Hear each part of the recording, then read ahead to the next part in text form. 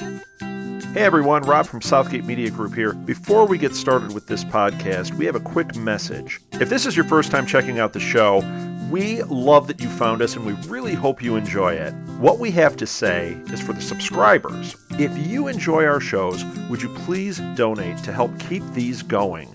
We don't want to have to put traditional ads on these shows, but this does cost money. So we really do rely heavily on donations.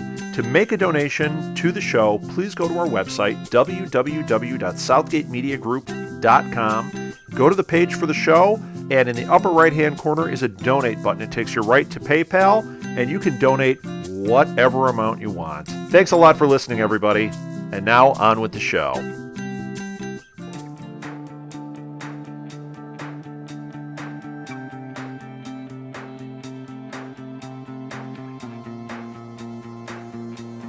Welcome to 221B Baker Street. I am Sherlock Holmes, and this is my colleague, Dr. Watson. Actually, I am your host, Zachary Hare, and while she is not Watson, she is the Watson to my home, Kristen Deere. Why, hello, from my tastefully bland apartment. It's like the worst TLC intro for a home makeover show. Hi, welcome to my. Actually, that's the name of the show. Hi, welcome to my tastefully bland apartment. That's Today we part of will the do something show, in by the way. Victorian style. Part of the episode, by the way. Oh, I know. I just, I just thought of that. Just, no, that'd be a great. I'm surprised that's not a TLC show. The second he said that, you know.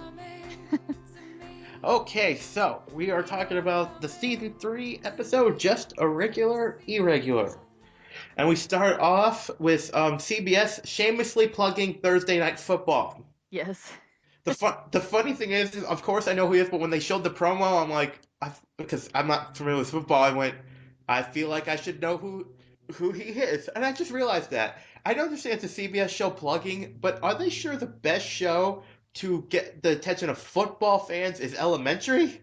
I had no idea who he was, and the only reason I found out was from tweets during the show Well, he looked mentioning who he familiar to was. me. I didn't know, and the name sounded familiar. And of course, when they talk about football, I'm like, oh yeah, he's probably one of those guys. But still, wait, they got Hawaii Five-O, they got freaking all the CSI, I mean CSI, well yeah, CSI, NCIS. Wouldn't one of those shows be, yeah, NCIS would be perfect for promoting football. This is elementary. Usually the people who watch football don't watch this and vice versa. Well, I'm thinking maybe it's kind of the other way around. Maybe they were trying to say, "Hey, football fans, for, people who've seen the commercial during football Oh yeah, yeah. for So elementary, that means they got tons of football fans watching the first 5 minutes and switching off. They're like, oh, this is making me think. So they grab them in the first 5 minutes though. So maybe it's like, "Oh, hey, stay, keep watching." Now it's interesting because Oh, but I thought he might really be because you never know. I mean, some people have secret hobbies. I actually tweeted the writers about it and they responded back. They said, and in my opinion, even with this, it's very good editing. It's him throwing the knife, and then the impact is someone is an expert. yeah. Which I figured, but you just don't know. Some people really can sing, some people really can dance, they just don't do it professionally. So when they're on a TV show and they do it, you're like, whoa! You never know who might be an expert at something. And I agree with Holmes. I think he should have stuck with his professional knife throwing skills instead of the whole football thing. Yeah. I love how he puts it. He's throwing around a misshapen ball while he could have made, competitive blade Well, slinging. I like what he said. He's like, Poor feet. when I think of what he could have done to the world of competitive knife. Yes. No, and didn't he say of what you call football? He actually made that. They actually. I was so hoping just because he's British, let's avoid that joke. Yeah. But nope, they did it.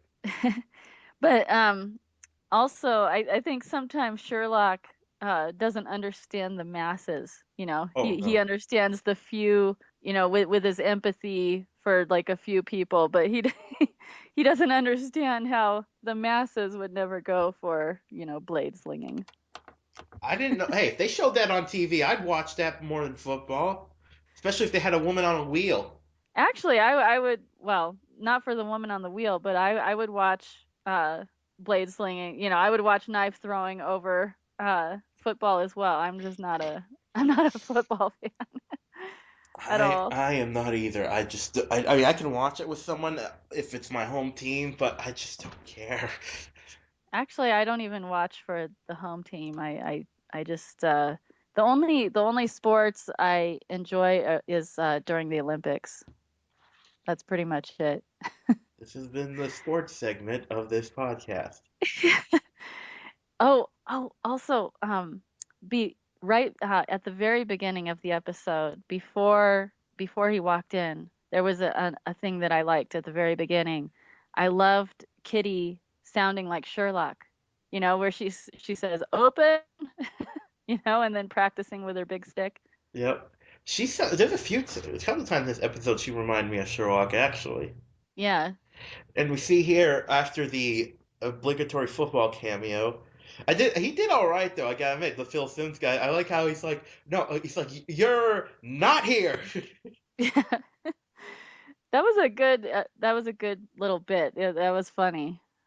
You know what'd be funny if they have one of the actors from one of the other shows, like as a character helping with the case, but they don't say it's them, but they heavily imply it, like, oh yeah, thanks for the case. I gotta go back to Hawaii, something like that. Yeah. Well, they do that a lot with the other shows. Well, a lot of the other And I CBS love shows that. exist in the same year. Like they just connected Scorpion to what was it, NCIS Right. LA. They Yes. had Hetty on, Yeah. which was kind of interesting. Well, Oh all the my God, Sherlock NCISs, was the people. they all exist in the same. Sorry?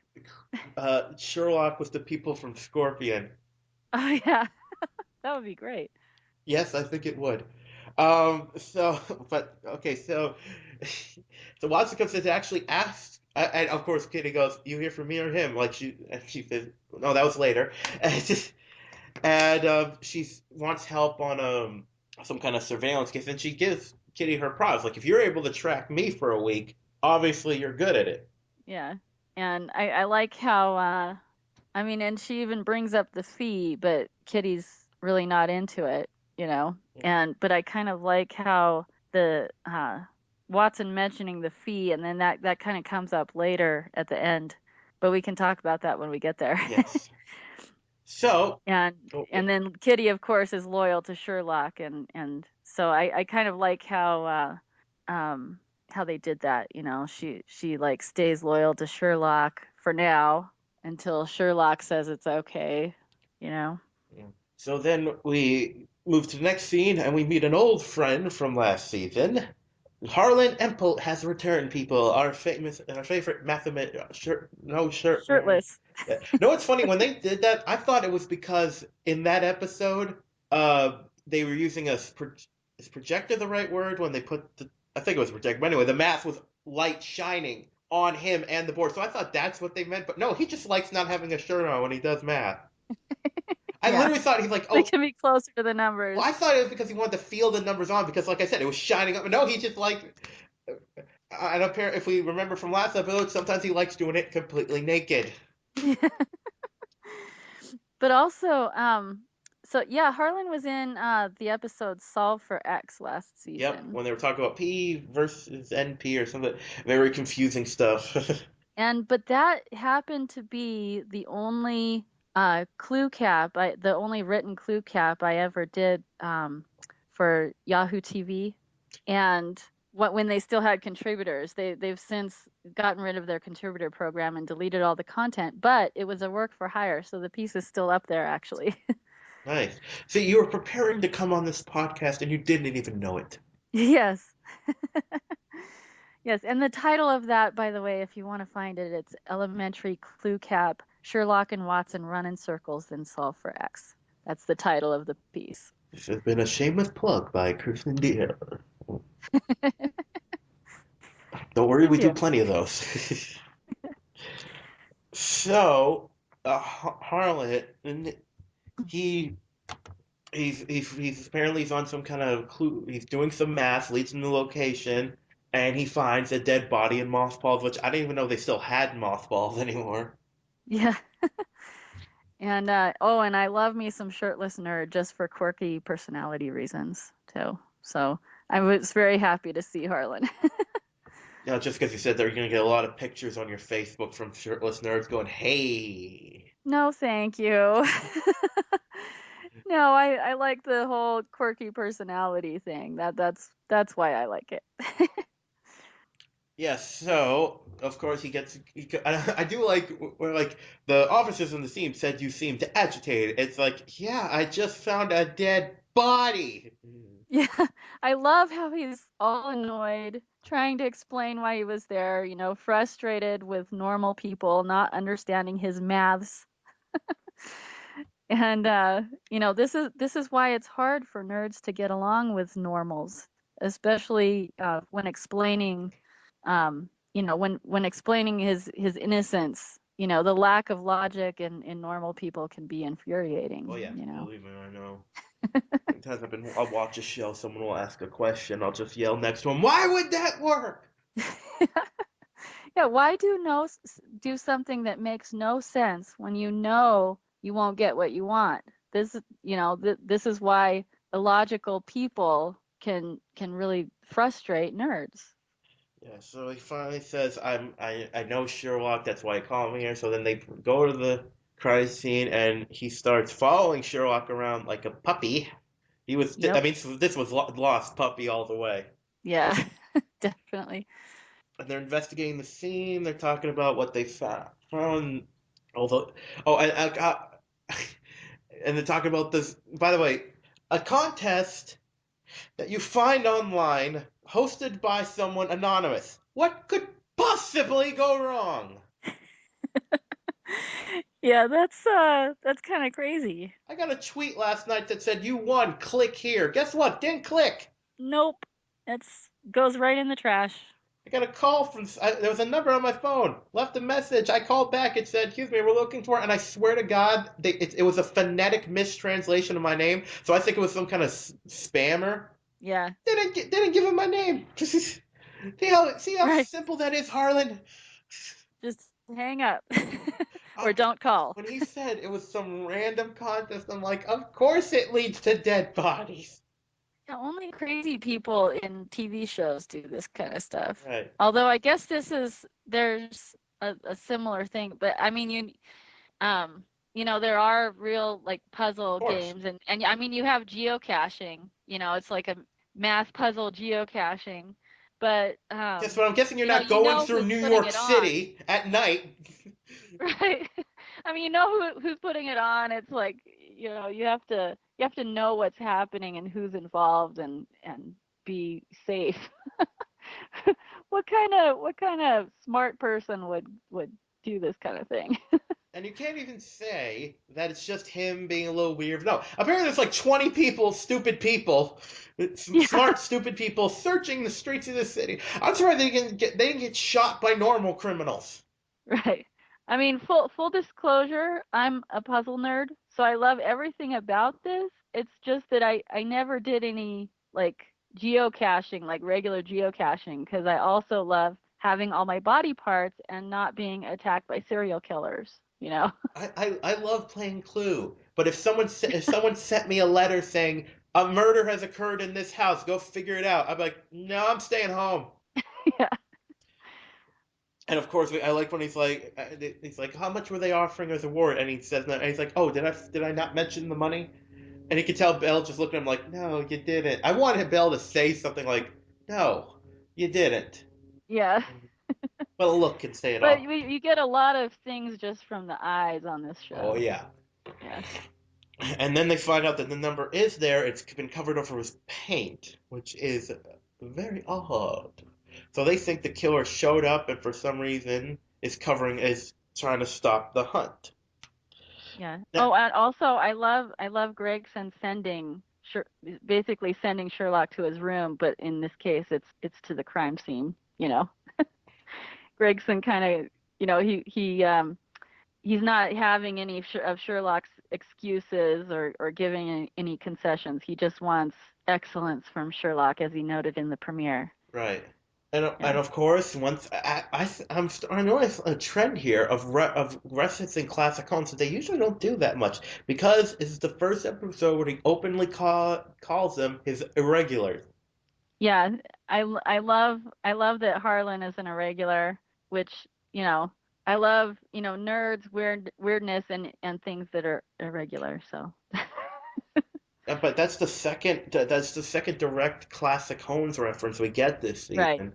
So I'm It is. I'm hoping for see maybe what they were because yeah I've always hoped for more. So maybe what they're doing is they were waiting till I mean it's a risk, but they were waiting till the show had some backup, I mean some juice, and so now they're like okay now we can start doing that. And Right. I like how they do it. It makes so far I've never the only one I thought was a little weird that they did once. It was in season one, and this is the only one I could think of where it was after they found Irene, and the person supposedly keeping them was named. Oh God, I can't believe I'm blanking on it. I think it was Stapleton or something like that. Whatever the name was, it was from Hound of the Baskervilles, but it had nothing to do with this. That's all they it was. It was just the name. Well, actually, they did that a lot last season. They had like the names of the episodes Well, yeah, were the name of the episode, but I meant contained in. Oh right, yeah, I right. was so. And little there were a few things like that. There were little things and then there were names of episodes, but they would have nothing to do with Oh, I was the so mad original, when they did you know. Hound and it nothing because Hound of the Baskervilles is my favorite, one of my favorite home stories. Yeah, it was kind of weird. In this case though, well actually the last two they did this one a little bit different because the last two there were actual stories being referenced in the premiere and then the second episode this season. Yeah, And in but if this one it's actually a concept, not it's not a story being referenced, but a concept of the irregulars you know, so I who think come and help. they mentioned Blue Carbuncle. I'm so mad because I really because he already had a Blue Carbuncle case. I really want because that's again my there's one home story though that I would love. No one's ever done a modern well not really. No one's ever really done a modern take on, and I love to see. I want to see Elementary do the Red-Headed League.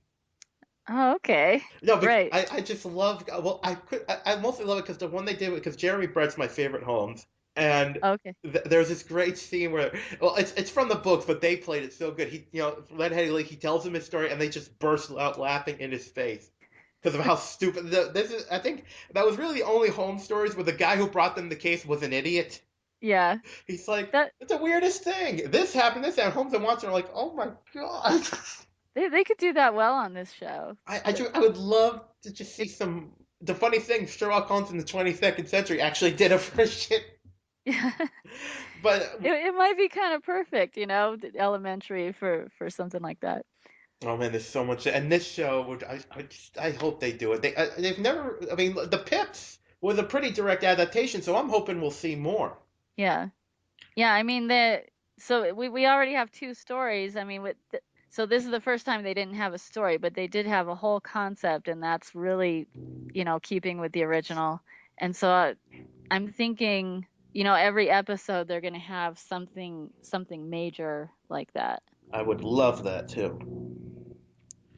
So we have here they're investigating the other people that would have been playing this game, and we get in the scene with the dog, and Sherlock once again does the Doctor Who tasting thing.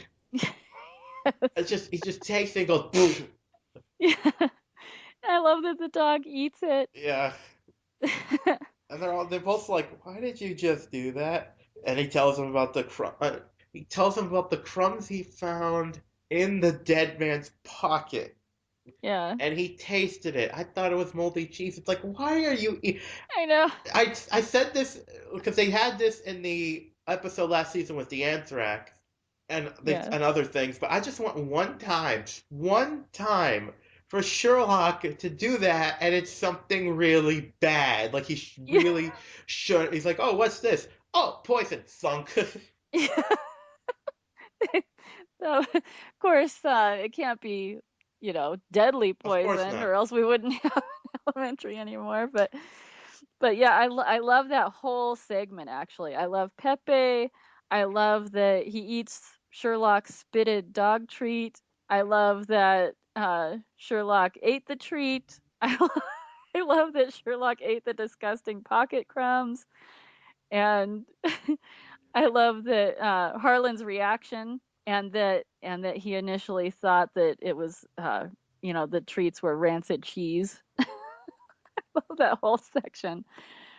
You know what's funny? I'm looking at the scene as we're podcasting, and if you look at it, it's again.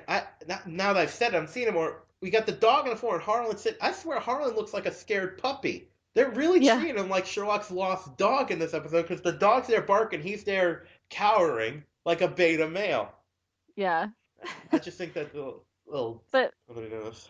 I also I like Harlan's nerdtastic excitement at being involved in something cool, and the prospect of working with just quote old friends, and he'll now have this like new story to tell.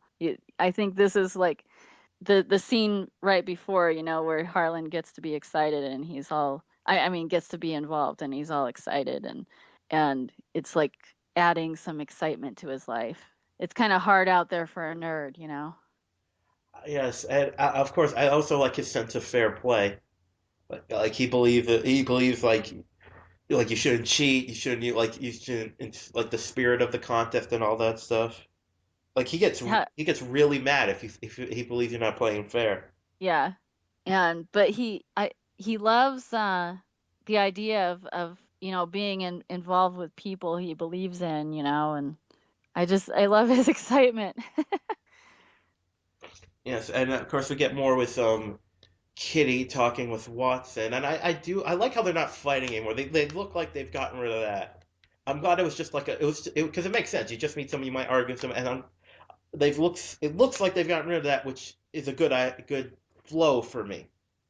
You know what I mean? Yeah, and I like how I mean Kitty, she tries to do the job, Watson's job quickly, and she doesn't seem to want Watson's help, but I think her character is just it's written really well for a victim of abuse. It just seems really realistic. And so they're getting along, but she also seems kind of a little bit scared to receive help, but she at the same time seems to want it.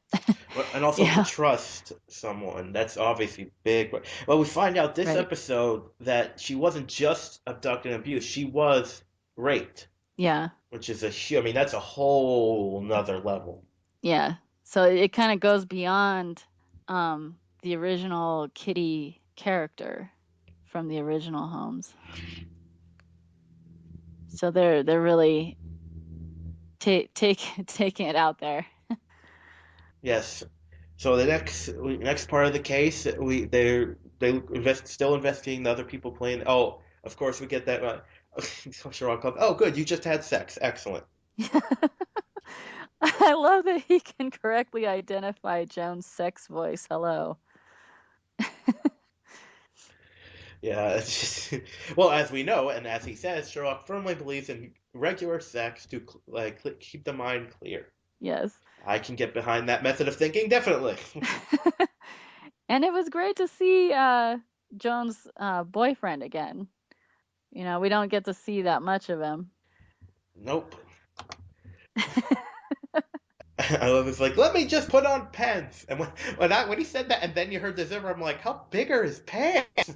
Because you're and Sherlock grabs Bell, and I love how they pause. Yeah. The I mean, I like how you can hear the noise on the TV. You can hear something going on, and I don't know how Sherlock made out that that was going to be a gun, but that was pretty good. Well, I can see because it was a long zip, so if you Yeah, might put two and two together, because there's nothing you would need to open before you open the door. right. You know, but the psycho math nerd gets away.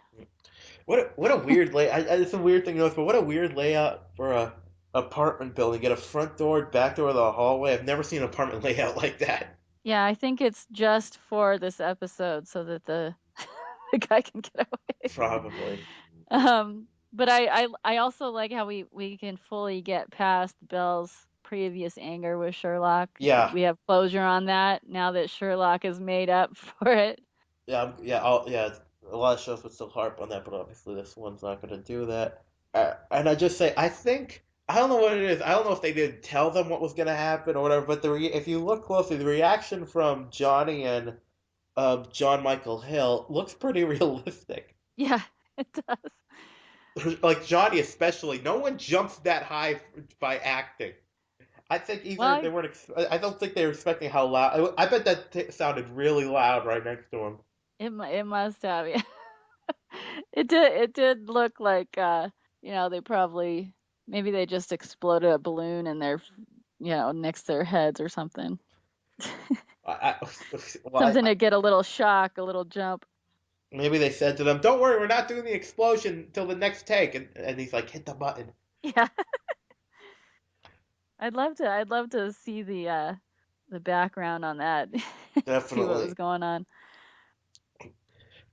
Yeah, we definitely need some bloopers on this show. Like, I could see Johnny pulling a prank at someone doing the tasty thing, pretending to pass out. Then I would love to see the setup of the shotgun. Yeah. That was a huge hole through the door. Yeah, I'm surprised that, I mean, we didn't see the gun, but I'm surprised there wasn't a pump action. But I mean, if it Yeah. was, we would have heard the. Yeah. I know there's shotguns you don't have to pump, but I don't know. That's almost whenever it's TV, it's like a rule that even if it's not a pump action shotgun, you still hear the. Yeah. Yeah, we hear the zip, and that's that's supposed to be the clue, but not the sound of the gun be actually being prepared. Yes, and we get the after scene where they're clearing up the crime scene, and he says, "Oh, you guys are lucky." It's like, actually, luck had nothing to do with it because, as we know, Sherlock hates the idea of luck. Right. And there's some math on the. Although we find out later that guy's gun didn't help him much, did it? Nope. No. And there's some math on the thing, but investigating the math, it turns out he it doesn't make like I had to keep rewatching it because I got a little confused with the timeline of everything when I'm talking about who found what when. I don't know, were you able to keep up? Yeah. So what are we talking about? The who found what when? What do you mean by that? No, the other people in the contest, like they after Harlan looks at the math. Oh, right, right. I see what you're saying. Okay. See, Yeah, see, just talking about it confuses everybody. so Harlan was saying that the other guy, oh, what was his name? Oh, The he had a really the weird name. second guy to get killed, the psycho guy. So the psycho math nerd, That's what we'll call him. he was actually behind the Right. others. Right. So he didn't actually, he was still on step 9 and or even before step 9, or I should say portal 9. And the killer changed out the clues so that when they got to portal 10, it wouldn't be the same place. So the next person wouldn't find the body, you know, wouldn't so he could kill a new person without them you know. Oh, and I love the scene with Harlan Kitty when she starts just taking off his shirt, and she's like, "No, it's weird. I'm surprised she didn't react more to him taking off his shirt. I'm not saying a rape victim should immediately be afraid of it, but you would think there'd be more reaction of him taking off his shirt." Well, I don't know. She looked pretty. She looked pretty taken aback. I mean, her face. It was all in her Yeah, face, that's though. true. She was like, what? But when he tells What her, is she just accepts happening?" it. Yeah, Okay, he's just weird. Gonna walk away now. sort of. Then she lets it slip, or Harlan figures her out, whichever way you want to look at that. Holmes has been seeing other math experts.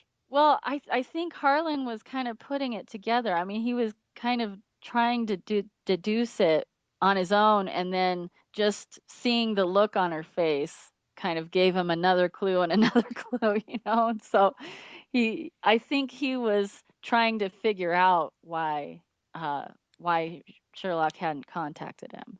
That's what it seemed like to me. I think he already assumed that something was going on, and so he already kind of had that conclusion in mind that maybe he had been fired, and then it was like he proved it in his mind, and he was like, oh my god, poor Right. Harlan. you know Yeah. I like how he's like, she's 3 time zones away. I'm surprised later on Kitty didn't get like there wasn't a time where he didn't like Holmes didn't look at Kitty like, why did you tell him?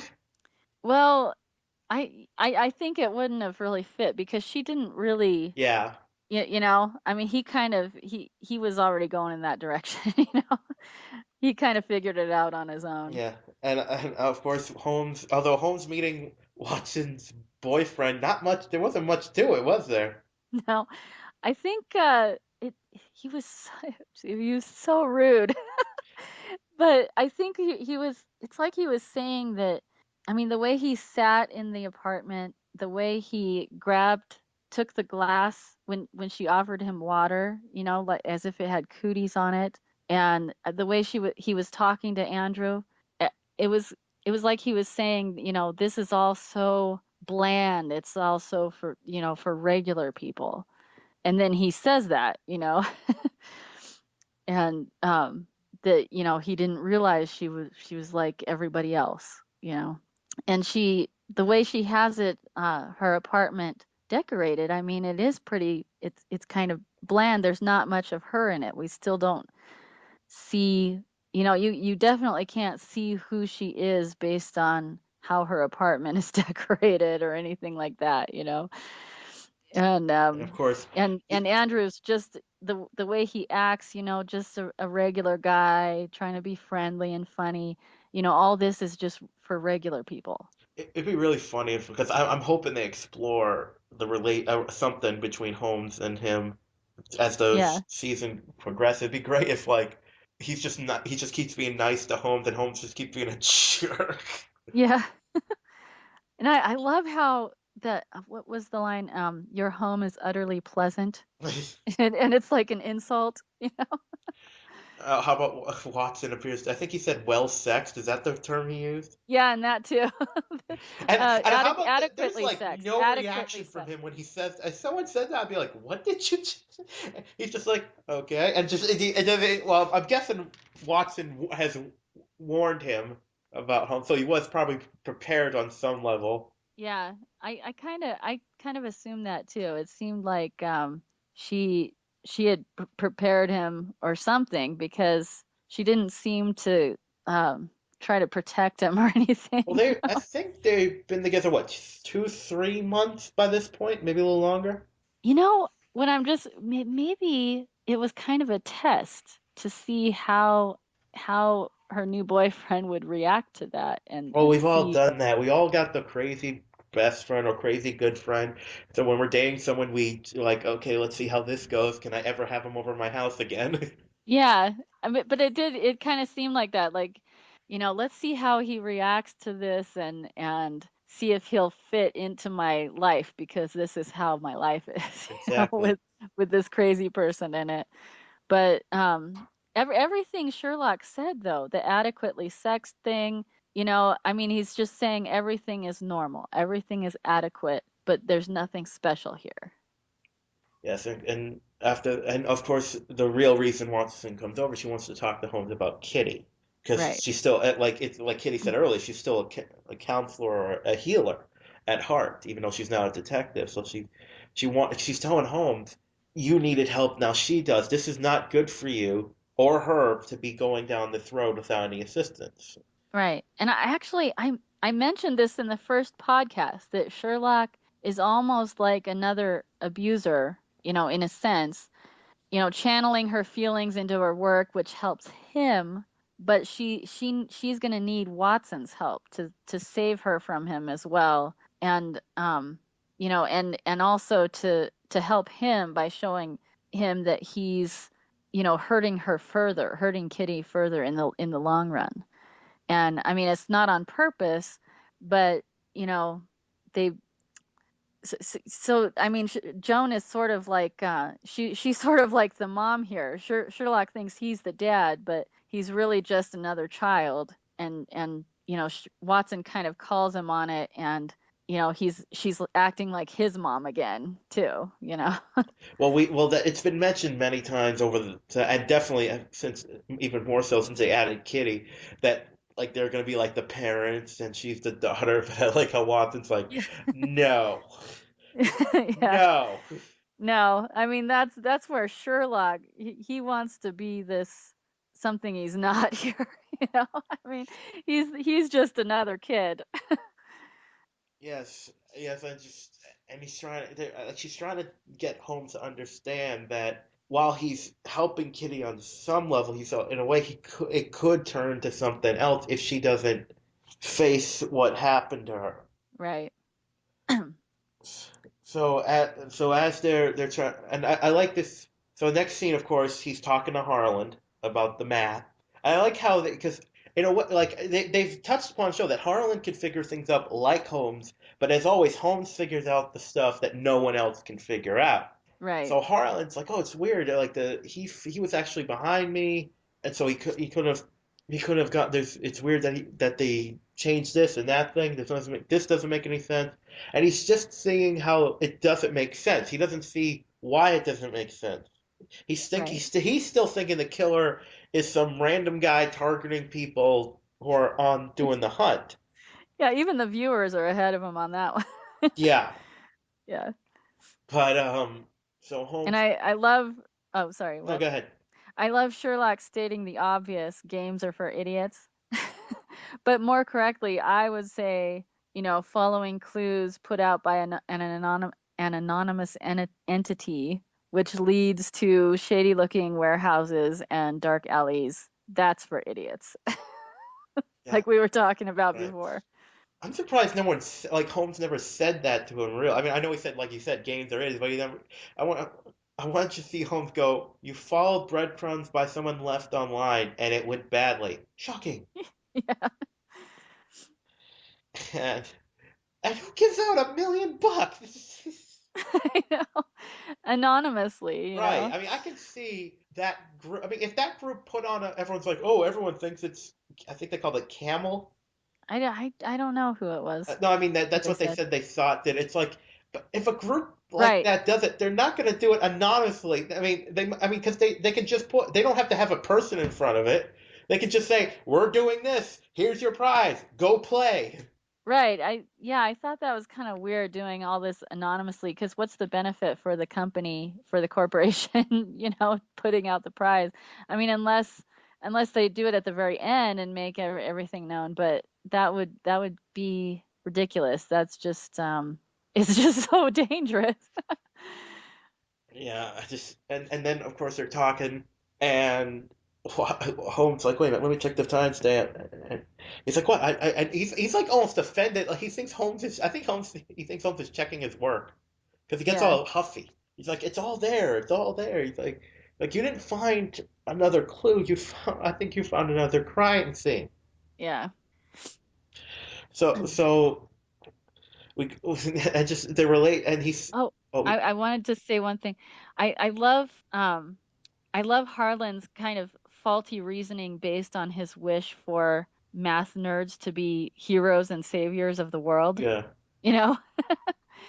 And so I think that's kind of where Harlan goes wrong here, kind of wishing that math nerds were just really could be amazing, and that everybody could know it. It's funny. It's well, what's funny about this is it's just that we find out that the contest has actually been going on for quite some time. He Yeah. said the last few months. It makes you think how difficult was the math that the bodies are just popping up now. Yeah. So I guess that is weird because I'm wondering if that was like a mistake or uh because I mean basically they're telling us that the bad guy was really patient, you know, kind of set all this up ahead of time and I mean they were on portal 9, I mean portal 10. And so I mean we find out after the fact, all this was set up by the killer. And so, what on earth? It's been going on so long. He was just really patient. Well, what it probably is because as he said, well, he was looking. We know he was looking for Harlem now, but the guy was looking for, he knew was an advanced math guy, like really brilliant. Right. So I know, but it went on for so long. That's why, So but it's I mean, like the he was most advanced, like, I bet he had to make it really hard and long to make sure that only select people figured it out. right. Yeah, I guess they're, he was just really patient waiting for 4 months to get his but that would it's kind of it seems a little bit off because of the reason he wanted to kill him. I mean, I would think he would want to put an end to it as fast as possible to the basically shutting down of the lottery of the faulty lottery tickets. Right, but I like I said, I think it's so he could it's just because he could not be sure who it was, so he wanted to take his time. And so yeah, Harlan. Yeah, but it was a little bit off though. I mean, it's kind of weird the whole reason. And I mean, if the lottery tickets were already drying up, it's like, well, why what how is he going to get anything out of this anyway? Wanted It just seemed revenge. a little, but I think this episode though, it was there wasn't really much of a mystery at all. It was really all about the characters. Yeah, but I still like the case. And so, and with Holmes, Holmes and Harlan are they find out they're talking here, and it's just I love when he's like, maybe it's a sewer killer hunting mathematician. Holmes has that great line. Yes, do you think mathematicians bullied him as a child, so now he hates all mathematicians? I love that. I love that line. And then all, Harlan's the whole reasoning, about, wanting the mathematicians to be heroes and stuff. I mean, I think Harlan's been playing too many video games and watching too much sci-fi, without commentary from normal people. Because I'm a sci-fi fanatic, but I also have normal people in my life, and I also watch other shows, like Elementary. Yes. And so they get a call saying that someone believes they know who the killer is. So they go to this his name is Paul, he's a commodities guy, finance kind of thing, and he's brought in a bunch of geniuses because they believe the killer is a man named Mo Shellshocker. And I knew something was gonna be I didn't put it together at the time. I'm like, that name's gonna mean something. Whenever there's a weird name, that just seems like there's gonna be something Sherlocky about it. Now, I'm not sure, but I think when they're looking up when they're scrolling through, they do a screenshot of most shell shockers.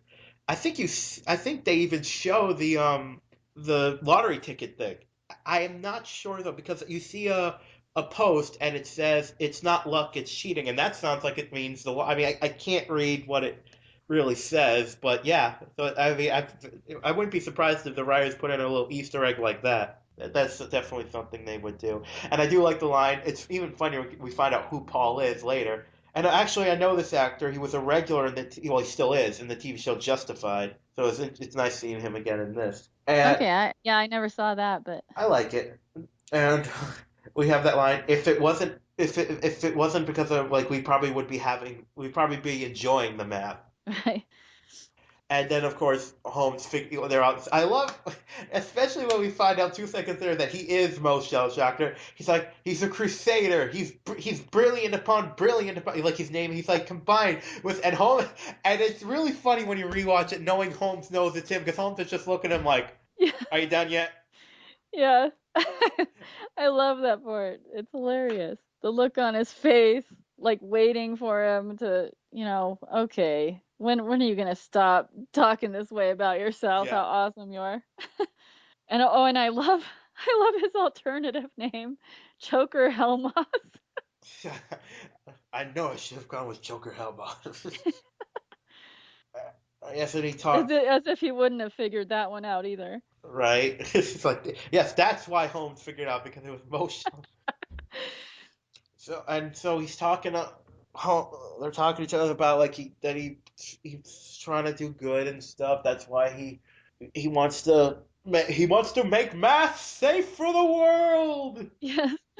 I love the whole all the dialogue here, how, he compares himself to Sherlock, how he catches people who murder math. I love That that. sounds like one of those weird comic books you'd get as a kid at school. Like the Yeah. character, it'd be so blatantly about learning. Yeah. He's Math Man. Math man. Mathematician man. Hey, which Catches people who murder math. in my opinion, doesn't make sense because if you're a super being of math, you're automatically evil because math is the devil. But No! I love math. I used to be a math tutor, I could have used actually. you in high school then. Yeah, so the whole I love all that dialogue about, catching people who murder math, and I completely lost what I was about to say. Anyway, So moving on. we should have the Monty Python guys get on with it. Yes. So we also I like when Holmes is with Watson trying to figure out the case. And of course, Holmes, what he does, he likes to have Watson there while he sits in silence, which for Skype is a bit uncomfortable. Yeah. And and I don't know why, but I love it's completely a physical thing. Watson's hair looked fantastic on Skype. It's a weird thing to notice, but she never wears it like that. But I like how they're just talking on Skype, and then I'm not, I'm actually not sure what they were going for when Kitty walked in. You know what I mean? Yeah. Like, I yeah, good. well, I think it seemed like just another little silly bit, Like they were just going for a little bit of humor there. I don't. I mean, I think yeah, they're going for the whole. She's like walking on, but I don't know. You can't have them moving past that and then have a scene like that. Yeah.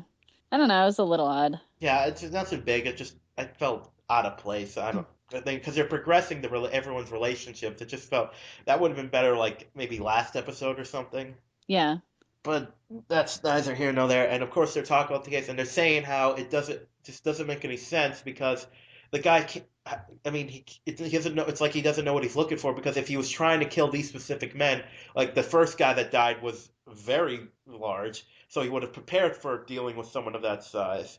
So it's Right. complete chance of who he finds and who he kills. Also, it's probably not a real serial killer because he doesn't. It's obvious he doesn't like killing. He feels it's completely mechanical. Right. So and Watson makes the great point. He's looking for something. He just doesn't know what. Now, Right. of course, I also like how Kitty, like they seem to be doing this a lot. This more and more. It's like, of course, she's not going to figure out the end case, but she seems to either point them in the right direction or just say one clue that switches up the whole case. Yeah. She does that in every episode so far. And I think that's a good. I mean, I bet they'll progress with her with that. More and more she'll be more. I mean, I'm looking forward to when she's start. They'll probably do it by like mid-season, the mid-season break, or at least by the end of the season, she will figure out a case on her own, most likely. Yeah. Yeah, I mean they kind of did the same thing with Watson. I'm thinking maybe they'll do something similar with Kitty, or it might be even be something she works where she's working with Watson on something and solves something for Watson. Or maybe even, well, maybe one or both get like kidnapped or something, and she's got to figure it out. Oh yeah. Oh, that would be a good one. She's like on her own. Oh my She's God, no, it'd be funny, and Holmes would totally do this.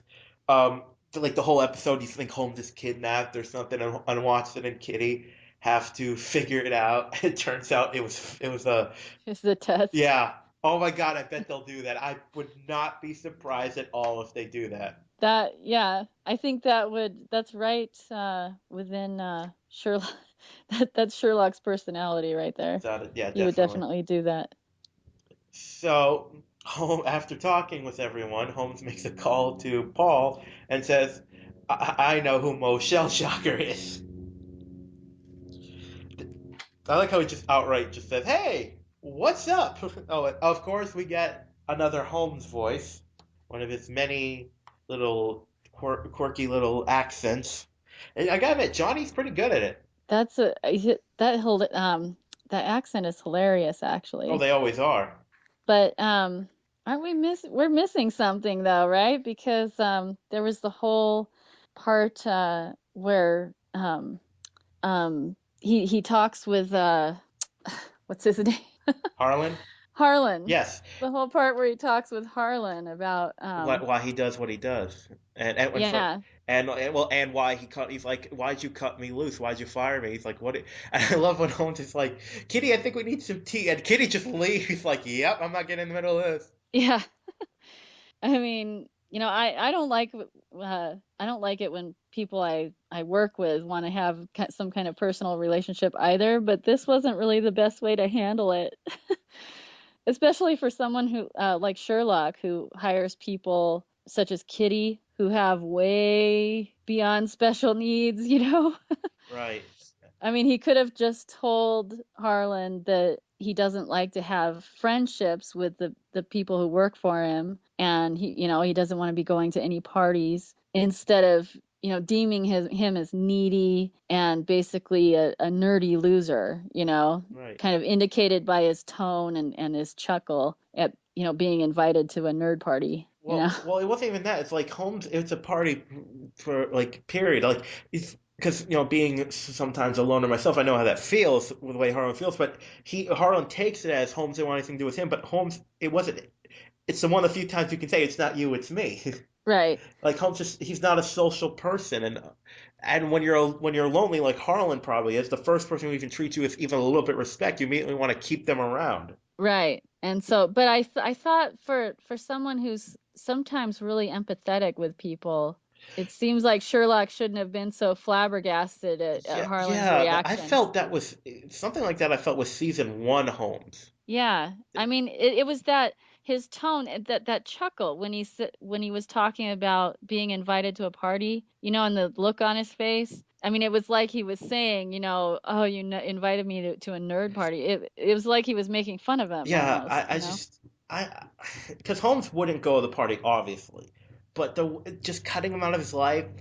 I don't know about that. That's the only thing I was a little iffy of, because just because this is season three Holmes. If this was season one Holmes, I'd completely buy it. Right. He should have just been more professional. I mean, he was acting like a child, like a bully, just saying he could have made it really simple, Oh, I don't have personal relationships with people who work for me, blah blah blah, I don't want to go to this party, And just say, even if he was needy, I'm pretty sure he can't invite him to a party if he's an ocean away. Like because when he called the mathematician at Berkeley, he was calling overseas. So he could have used Harlan then, but okay. So Harlan is given as good as he's getting with Holmes, and I like that. Like he's saying that like this is what you would have done the same thing. He's literally saying I was trying to be a math like you say he's trying to be a math version of you. yeah. I did like how Holmes did say, like he's, with anyone else feels so bad for Harlan when he's like, just tell me what I got wrong and I'll fix it. It's like, oh no. Yeah. Oh, it's like, oh, Harlan. Poor baby. Yeah, poor puppy. So, yeah, so that scene gets dealt with. So it's jump ahead to when Holmes finds Harlan again, and he's like, I'm trying to save you from a grisly death, which actually gets Harlan's attention. Yes. And he tells Harlan that he figured out what's going on, that he like all the puzzles he did, and about the lottery. He's like, yeah, but I never would have used it. Yes, and I like how Holmes says, yes, but what if you were less than honorable mathematician? Yeah. And Oh, he said, I actually like the fact that the guy Paul, the guy who's we find out here is the killer. I do like how Harlan's like, I drank his water. yeah. And we get was I like how he did that whole plan, and then with the two murders it ruined it. So he made a backup plan of getting a bunch of mathematicians together and trying to figure out who the killer was, even though it wasn't him. Right. I can almost see him walking around going, "Did you find the killer?" That's because it's me. But here's the thing I'm thinking of. As much as I like this case, the guy, I mean, it's not really clear how much money he has left, or if he has a lot, or how it worked. But if he's got any kind of or even he could have called these mathematicians on the phone and be like, "Hey, want to figure out who Mo Shellshocker is? Yes, that sounds like fun." On it, and like if anyone asks why you doing this, and he's like, "I want to figure out who he is." There you go. A lot less elaborate. Yeah. Well, obviously you could say he didn't want anyone the chance of anyone finding out why, but still, he could. Who knows? But it turns out, like, yeah, as we said, Harlan stopped someone using scratch tickets. And if this is at all possible, someone email me. I would love to find this out. I think this was a real life event. It sounds like it. I read about it somewhere. I think I believe I read it in Wired magazine actually. And it was a very interesting article about lottery tickets that were crackable. It was something really similar to this. And I mean, they eventually got rid of all of them and stopped putting out those lottery tickets. I think there was something similar with slot machines as well. Oh yeah, well they've always said like a certain slot machines have like backdoor. Everyone always hopes to find that one machine or whatever to figure out the way to get the big bucks. Well, there was a guy who found it. Yep, every so often they Yeah, find it. yeah. And so um yeah, I mean they're made with software, and so sometimes software has bugs. And but with the I forget how the lottery tickets work though. I can't remember. I just remember reading about that. Right. Yeah.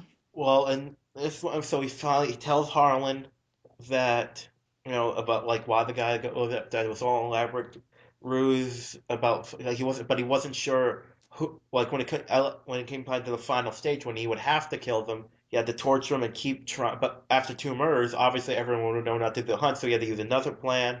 So Holmes just says, "Oh, I called them up and tell them who you were and where you lived." And Harlan's like, "What?" Ah! No. I did like how they break down the. I like how they shot this because then he breaks down the door and the cops are there. He's like, I did not give him the right apartment number though, Yeah. and it turns out it I all like the happened. look on the guy's face Yeah, when he gets caught. and then it turns out it all happened an hour before. He's like, I was trying to tell you, but I was ignoring you. Yeah. I mean, they make it seem like it's happening at the same time as Sherlock's talking. I like how they, edited that. Yes, and like I said before, the whole reason Sherlock figured it all out is because Kitty told him to look at Harlan's what he's been doing. Now Kitty's just saying it so he'll respect Harlan, but it led to the conclusion of the case. Right. And I love Kitty kind of promoted Harlan to Sherlock's position. Yeah, what was that? Um, Sherlock said that his irregulars are like keys on a keyboard, and we are the typists, Yeah, and right? she stops him. She's like, I don't care. Like you could have given him a shilling for all I care. Just wants him to respect him, which I found interesting. Right. And so, I mean, Kitty kind of promotes Harlan to Sherlock's position of typist, you know? And so what did I say? I'm sorry. Uh, See, so yeah. math confuses people. You're losing. Yeah, basically he's kind of putting Harlan on Sherlock's level, but with math, basically. Yes, and I also like. Oh, so Oh, she thinks he was more than just hard on him, but that Harlan would be more of an equal if he was just more emotionally stable. right.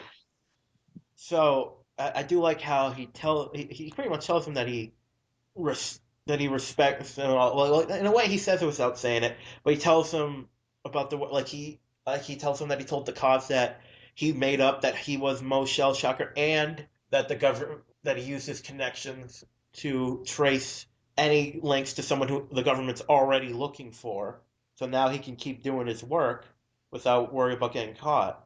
Right. He basically tells him, what everything he realized with Kitty's help, and actually calls him a tremendous asset, which of course is like, yay at the end, yay, Harlan's back on the team.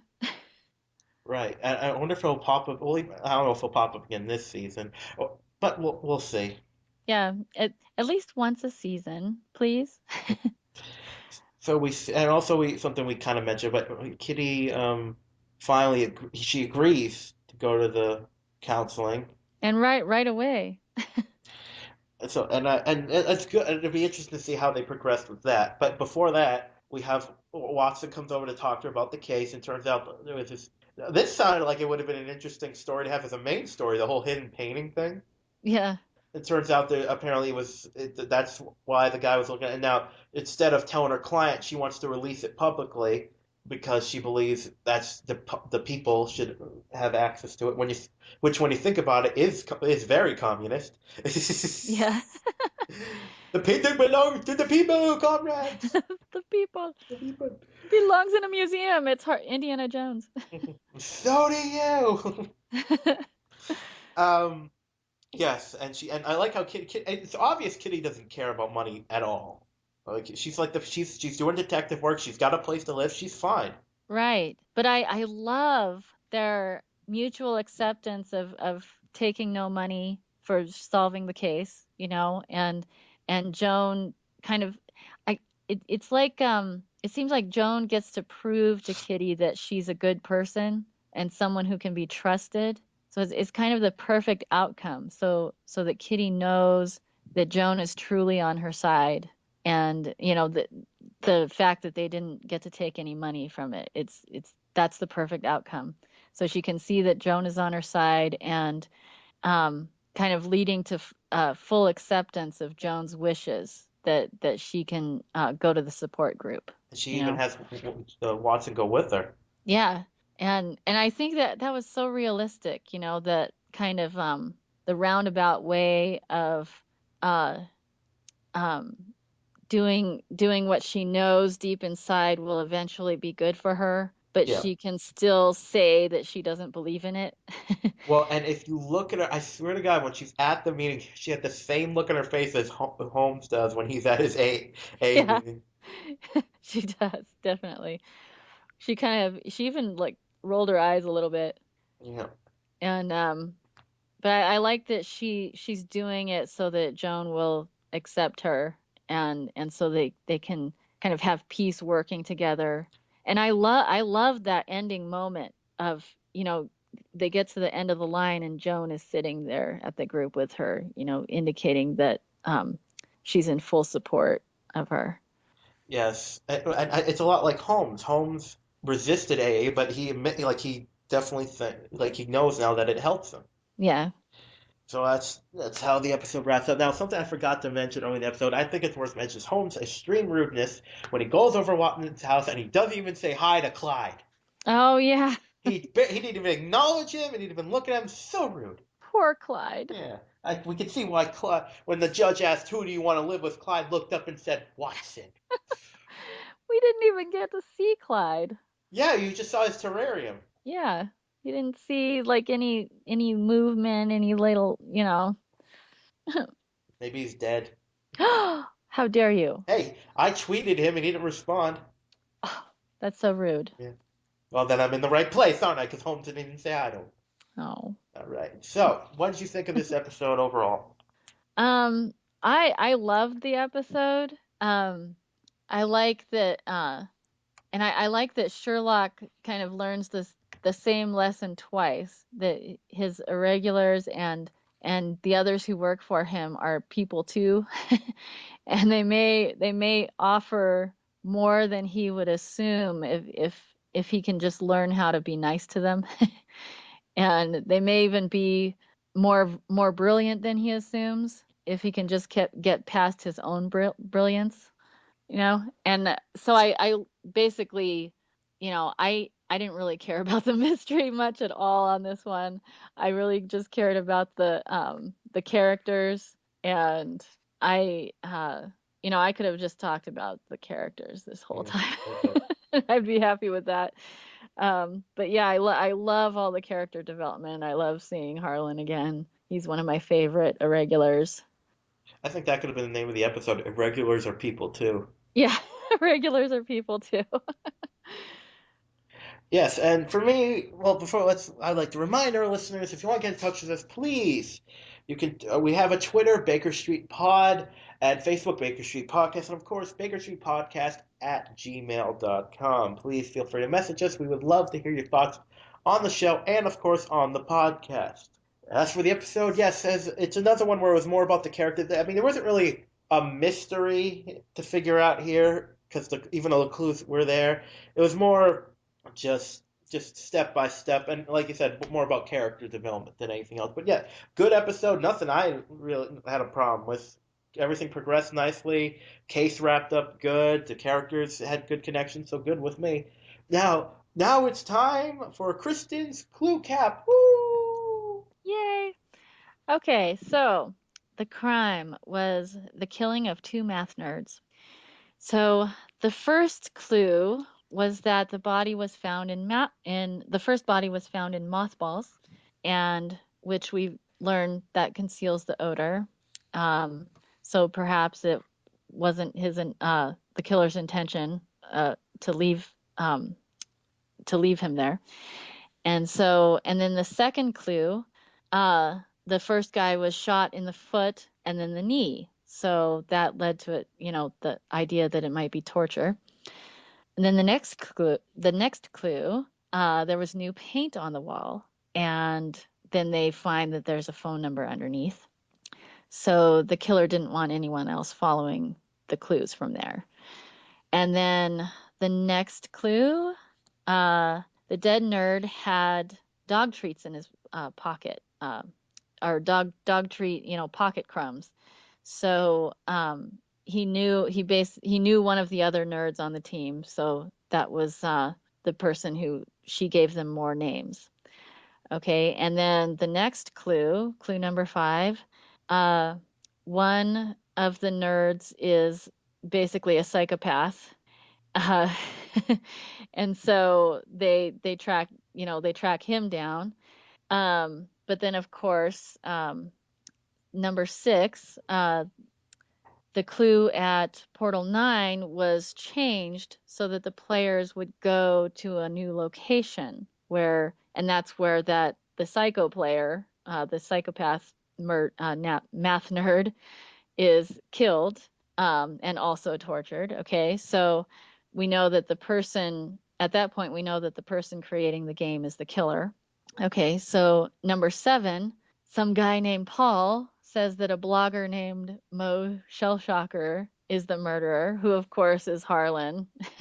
And we know he's not the murderer because he's a sweet teddy bear. But also, number 8, Paul seemed to be quite bitter about Mo and his blog. And we later learn why, with the final clue, with the 8th clue, which is not revealed until the solution, which is that Harlan had exposed flaws in the lottery tickets. And so the psychopathic lottery cheat would want to kill him specifically in order to put an end to the drying up of exploitable lottery tickets. The end. They catch the killer. Yay! So that's all for this week of the Baker Street Podcast. Tune in next time when apparently we'll be facing an evil doll. Yay! And it's time for us to depart, for the game is afoot.